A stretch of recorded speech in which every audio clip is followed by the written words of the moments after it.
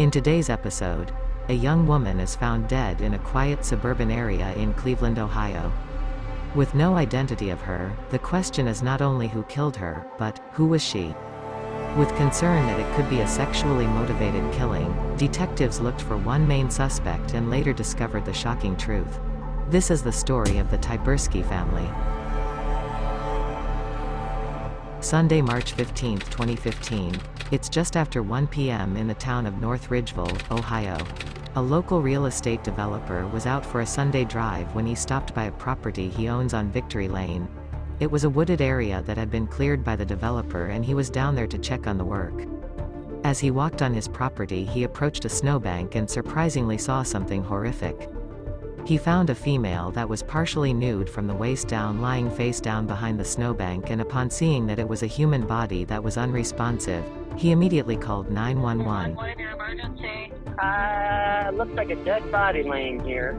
Looks like a woman. I'm at the end of Victory Lane in North Ridgeville. Within minutes, patrol officers were on the scene. Bureau detectives Patrick West and Greg P. Tech arrived on the scene just after 2 p.m. and it was apparent that she had died a violent death. There was blood on her face and on her head, and it wasn't immediately clear if she had been shot or stabbed. There was no clear indication of a cause of death, or what caused the trauma. There was no form of identification, so at that point, it was just a dead female body. She was just laying there like somebody had pulled up and just threw her out like a bag of garbage. There were no clear signs of suicide or drug overdose, so investigators felt certain foul play was involved. The female's body was nude from the waist down, with her shirt pulled up, raising some suspicion that it could have been sexually motivated. Close to where the victim was found was the Ohio Turnpike, one of the busiest interstate highways in the country, so it was unclear where the victim could have been from. Investigators looked through a wallet for any form of identity, from a driver's license to ID, but found nothing. It was not only a case of who killed her, but also, who was she? In hopes of identifying the victim, detectives took the body over to the Cuyahoga County Medical Examiner, where they tried to match the fingerprints with recent missing persons profiles but were unable to find a match. Investigators then made the difficult decision to go public with a description and photos of the victim. She was described as 5'9" to 5'10", about 200 pounds, about 18 to 30 years of age, with brownish-reddish dyed hair and 2 distinctive tattoos. Pictures and images out across the country in hopes of identifying this young woman.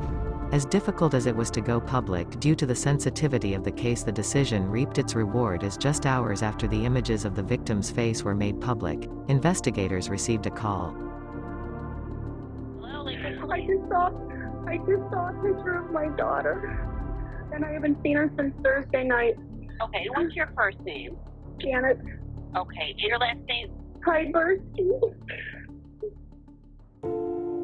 The victim's mother was 45-year-old Janet Tyburski, with 3 children and a young 4-year-old grandson who she loved dearly. She had been a single mother for 15 years, working hard to care for her loved ones. She was charming, polite and understanding, and had daughters with former star college football player turned criminal defense attorney Daryl Tyburski.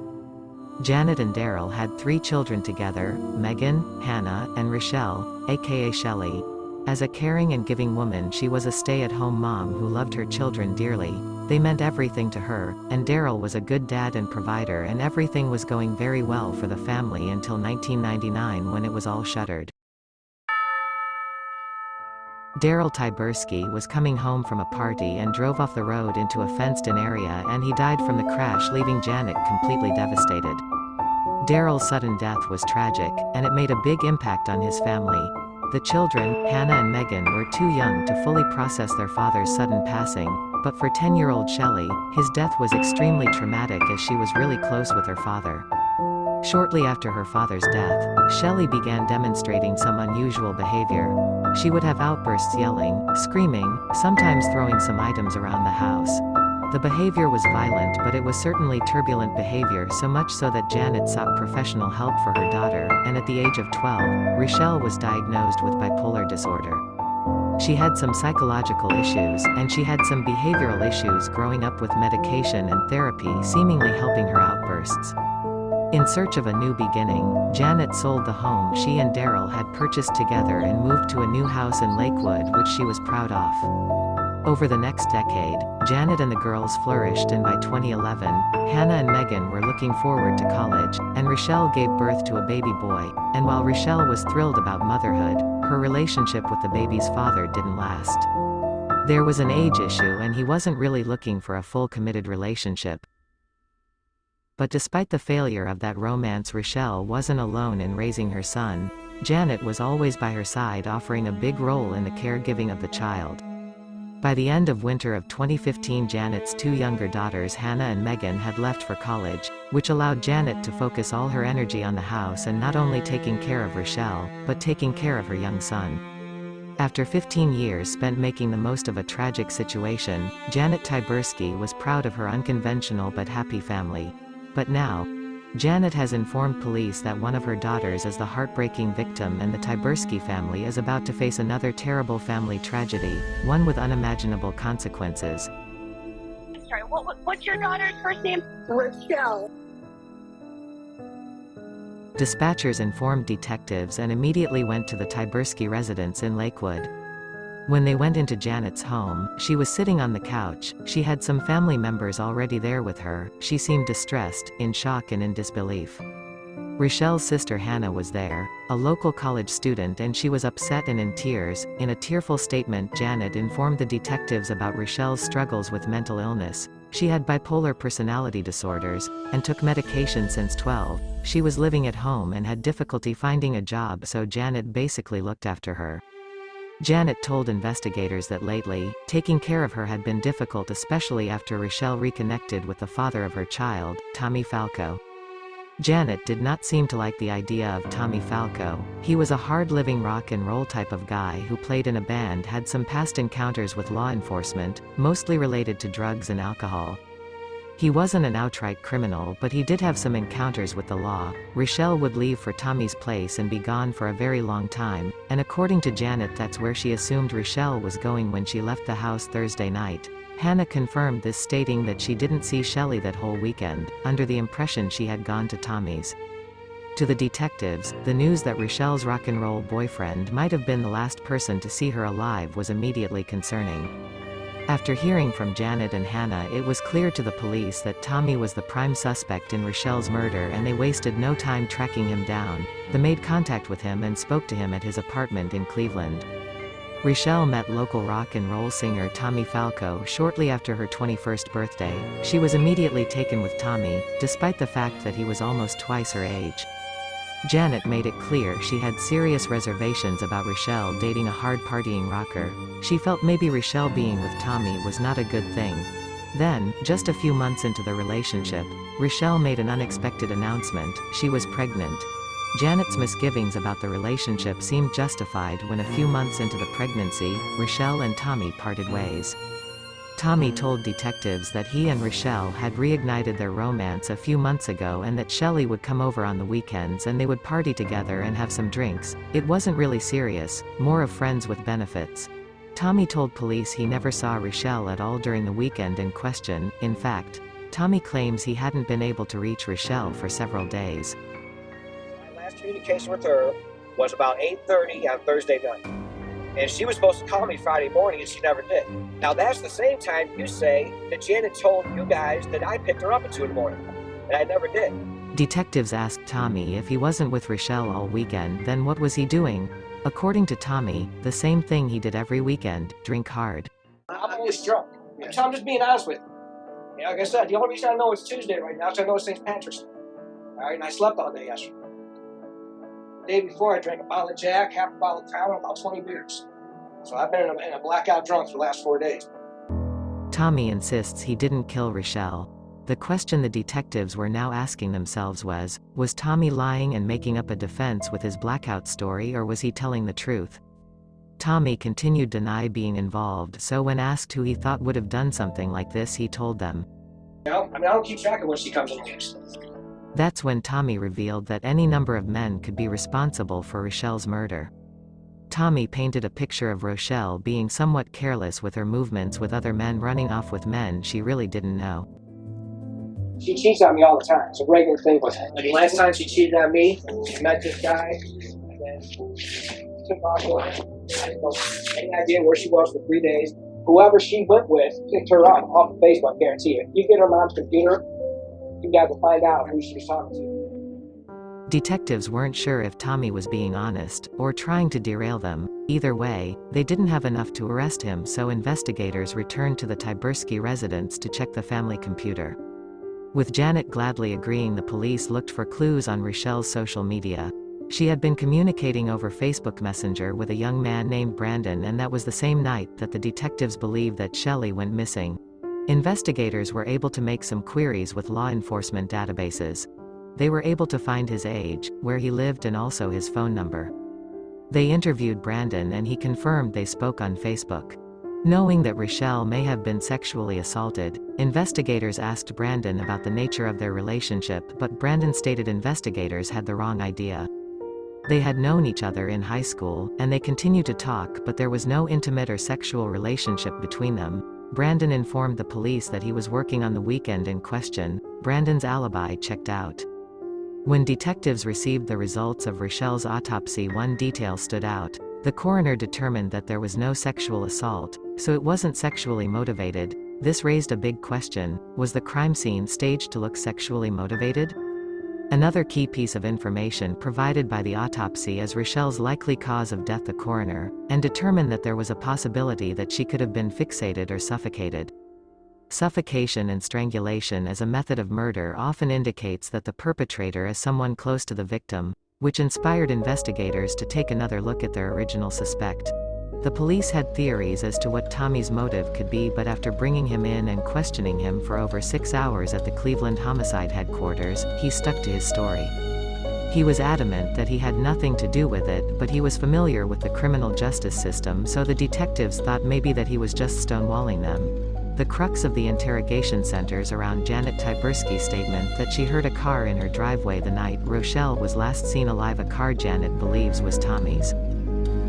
Thursday and Friday morning. Okay. Mom, I'm going to Tommy's. Tommy's picking me up. Okay. Did you see her leave on Thursday night? I heard her. You know if Tommy's been in any trouble or anything? Yeah, I think so. The ex-wife has the restraining order placed. Okay. He does have a weapon in his apartment. Guns here. Tommy claims he was nowhere near the Tyburski residence the night Rochelle disappeared, and if police want to know the truth about what happened to Rochelle, they need to be talking to Janet, not him. The story that Janet's telling, man. She's leaving out. She's not telling you the whole truth. She's not telling you the whole story. There's something wrong there, you know? I really didn't think that her mom could do something like that, man. The police learned from Tommy that there had been an argument between her and her mother about something that Rochelle had been telling some of her friends in the week leading up to her disappearance, that her deceased father had sexually molested her when she was a child, and that her mother stood by and watched. Talk about that whole thing, she's not being honest to you guys about the whole story, and that they were arguing about it.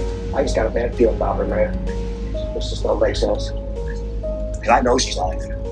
I know it, and she knows it. You're figuring it out, but you'll see, I haven't been astonished about anything this whole time. I told you everything.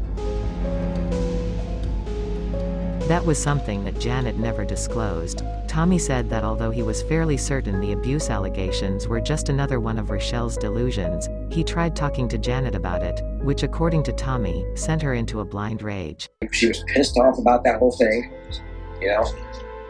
Tommy's statement was a clear sign that the investigation now had to start looking at Janet as a suspect, and investigators turned to the other person at the Tyburski residence the weekend Rochelle disappeared, her 19-year-old sister Hannah, in hopes she can provide some clarity.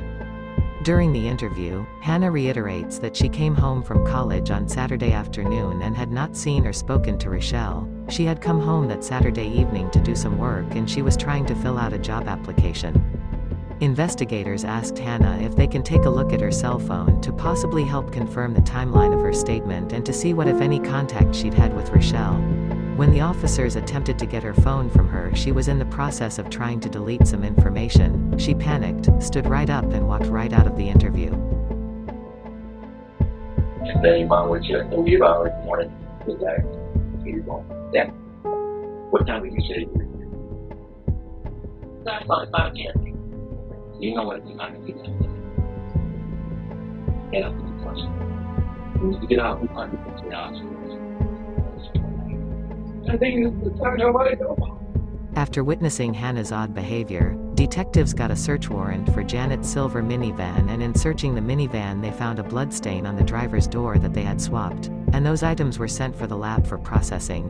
Whilst waiting for the blood analysis results, investigators collected surveillance footage from the route between the Tyburski home and the location where Rochelle's body was found on March 15th. The surveillance showed a silver minivan going back for about 9 minutes and re-emerging and leaving the area.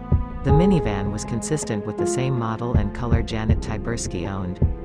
The blood analysis report came back positive for Rochelle's blood. At that point, the detectives were pretty certain Janet was responsible for her daughter's death.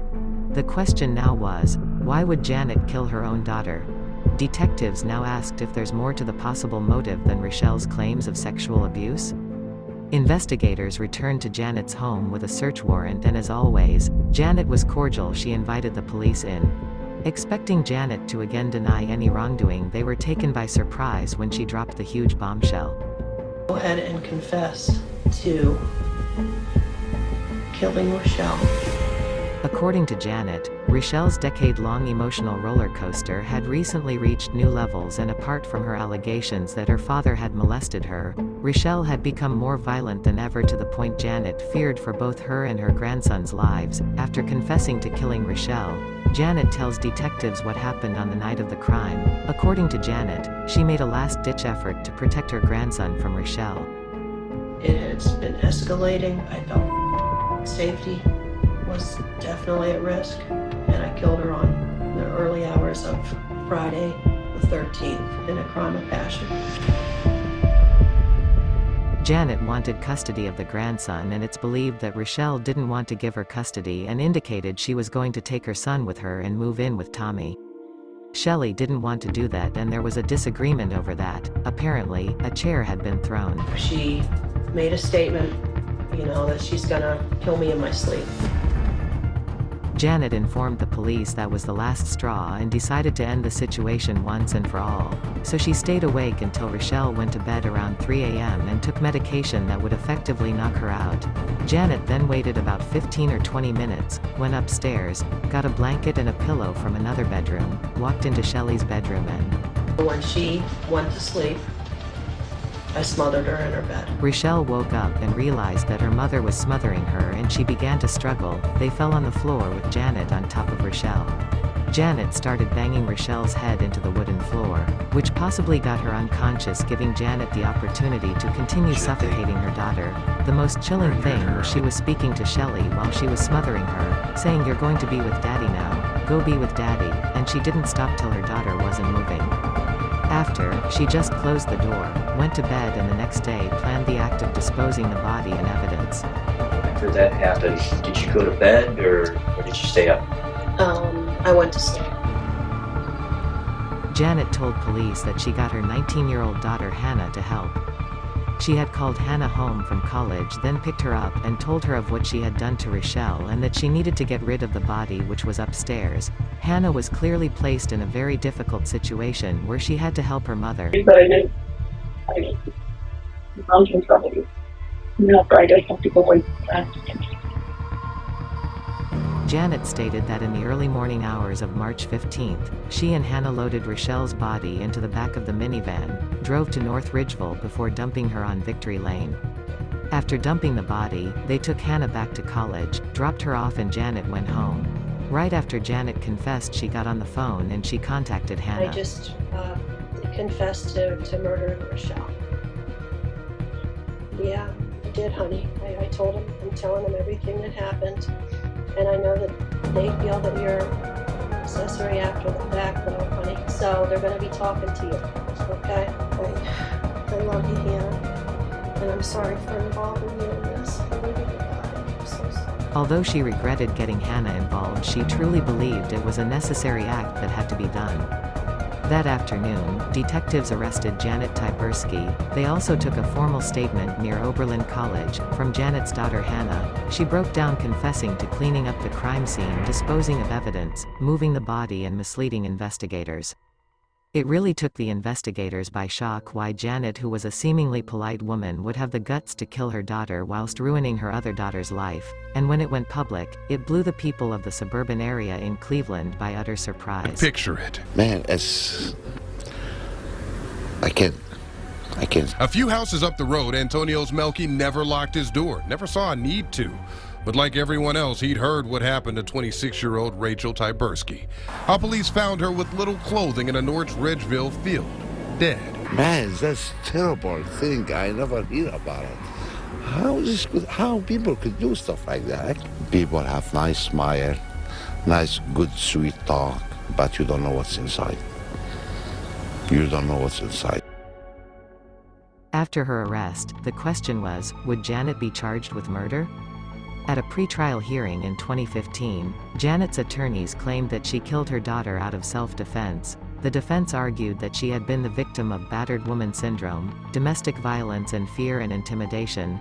Janet tried to portray this as an act of self-defense because Rochelle allegedly said she was going to kill her in her sleep, but as Janet's trial approached, prosecutors got some shocking information. The responsibility of raising 3 children and a grandson left Janet close to bankruptcy. Janet was not working, the house was being foreclosed, and with no steady source of income, she was facing a number of financial problems. It was discovered that prior to Rochelle's death, Janet had actually taken out a life insurance policy on Rochelle, and with these findings, Janet knew she was in real trouble and the best she could was plead guilty, which she did on condition that her daughter received leniency, as she wanted her daughter to have some sort of normal life after this. Janet agreed to plead guilty, on condition that Hannah received leniency. On April 5, 2017, Janet Tyburski officially pleaded guilty. It was a murder charge that ended up in an aggregate life sentence with the possibility of parole after 19 years. Her desire to control and be in charge drove her to killing Rochelle, as she couldn't control her daughter and decided to put it all to a final end. Like and subscribe if you enjoyed this video and would like to watch more true crime stories.